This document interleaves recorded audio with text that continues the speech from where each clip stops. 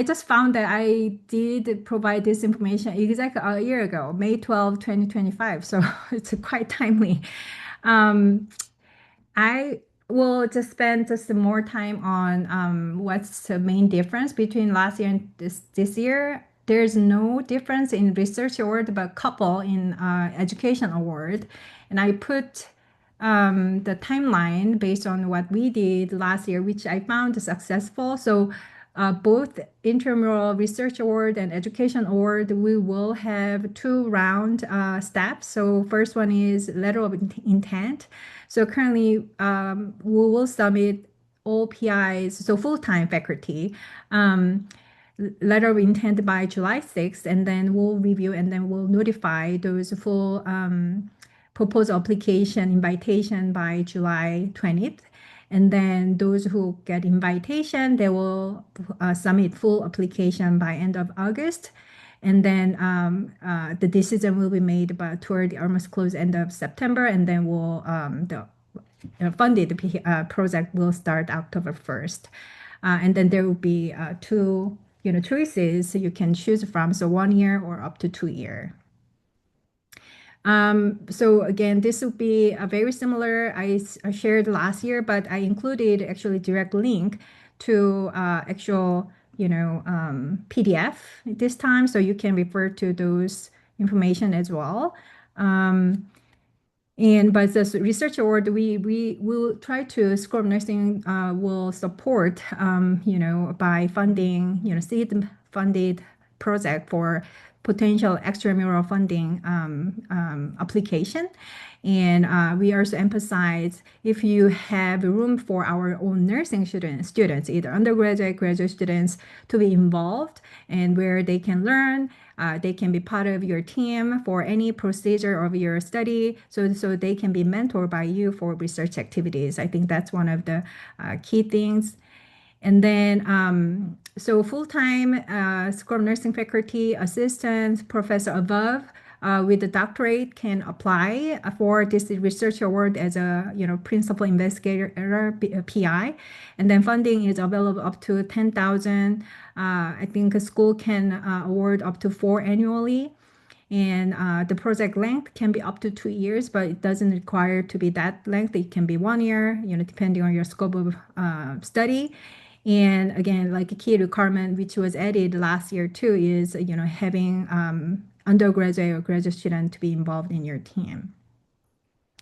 So like I mentioned, I show the picture before. So LOI first submitted by the given deadlines, and we utilize NIH form application guide format, but our structure is quite simple. So project summary, specific aims that you just saw from Dr. Trans, so it's quite timely, and so 1 page long, and then there will be just 3 page long research plan or strategy, budget plan, biosketch, goal statement. If it's you're recruiting human subject, then your human subject protection plan also need to be included. And then hopefully this is again seed money, seed funded opportunity. So after your proposed plan, we want to see how you can pursue next extramural funding in the same direction, the scope of based on the scope of work, proposed work here. So let's say you as a PI receive this funding as of October 1, 2026. Then we have structured kind of check-in point with a progress report. So every 6 months. And if it's more than a year, then 6 months and 12 months, 18 months, and so forth. And then whenever you complete your project, we will also expect you to submit the final report. And then those report structure is included in our PDF form of guidelines as a attachment. And then whenever you disseminate findings through publication, presentation, conference, and including our internal Redback session, that's also we encourage, all the PIs. And one of the requirements for this research award is we want those PIs who plan to submit at least 50,000 or larger external grant application within your a year of a project completion. But yeah, we can, be flexible and, we are open to, because it may not, things can happen. So, but that's what our current guideline said. Acknowledging UNLV School of Nursing funding, when you publish and presentation. Any questions so far about research? Maybe we will have time for, I will go fast.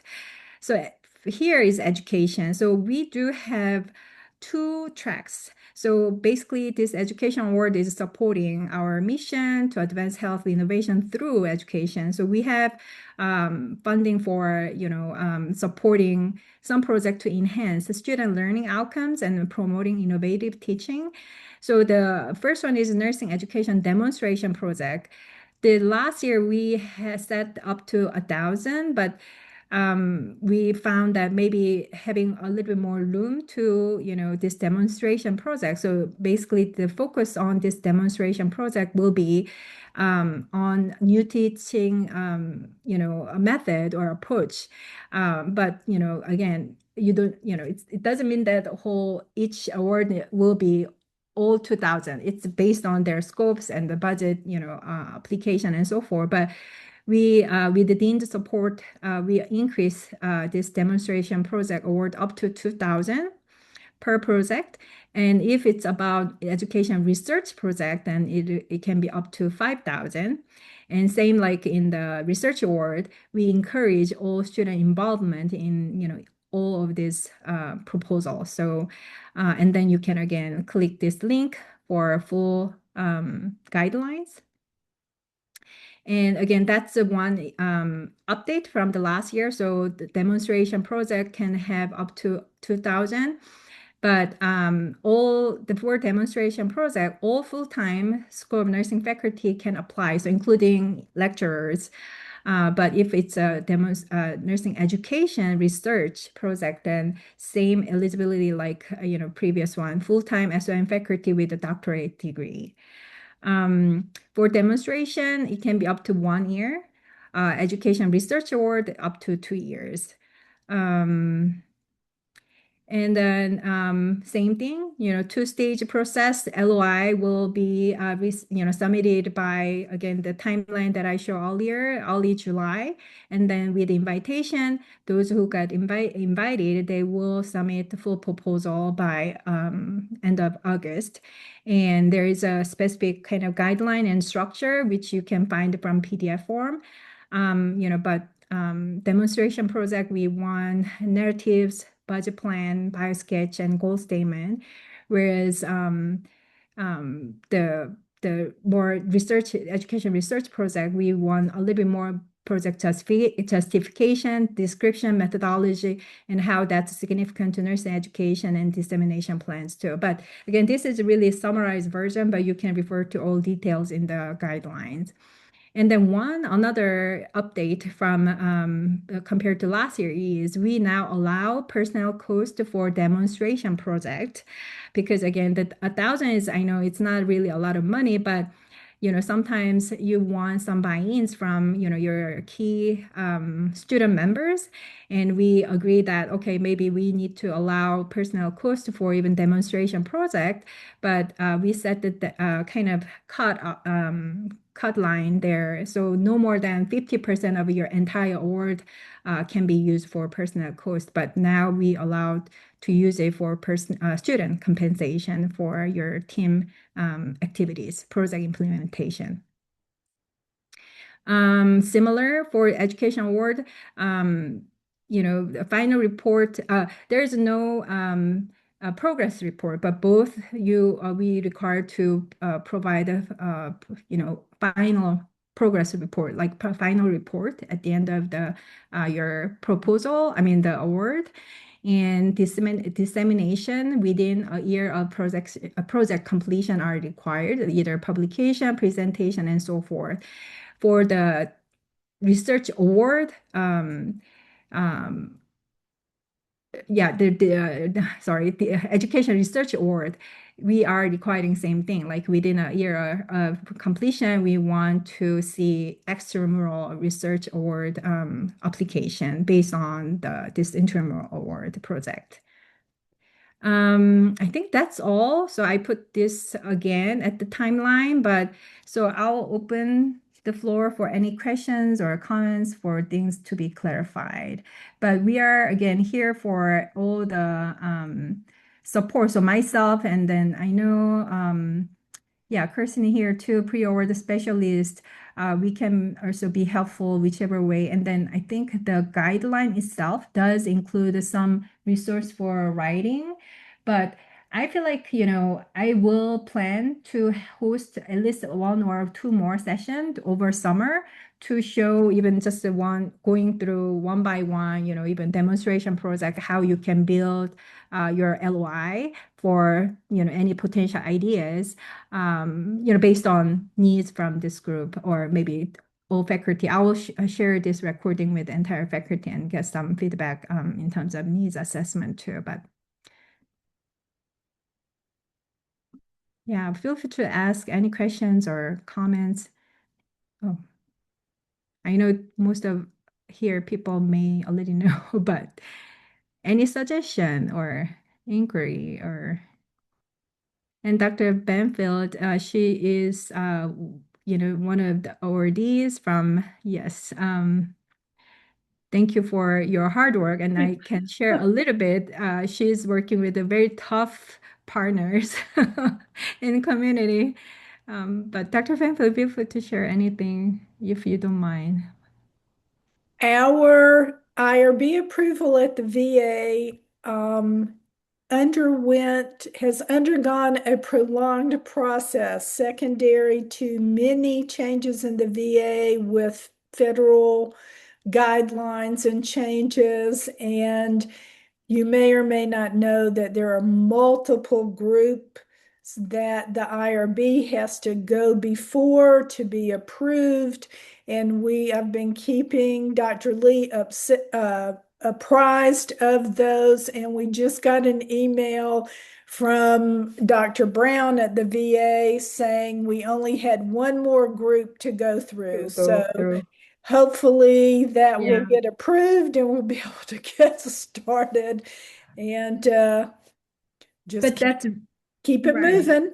Yes, and then VA is such an important population for most of our research. But Dr. Fanfield, based on your previous established intervention, but we wanted to get, I think, as far as I remember, I might be, wrong, but Dr. Tan's approach is her team wanted to recruit the VA veterans to get their feedback and input for, more refinement of her current PTSD, like intervention for those with PTSD.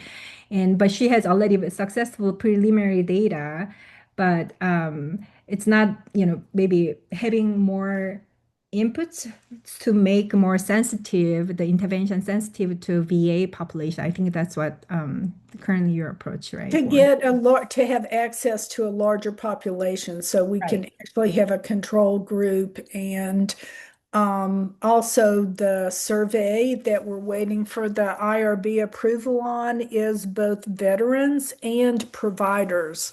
So evidently at the VA they have based on Dr. Brown, who is the second person in charge of all the research here at Southern Nevada.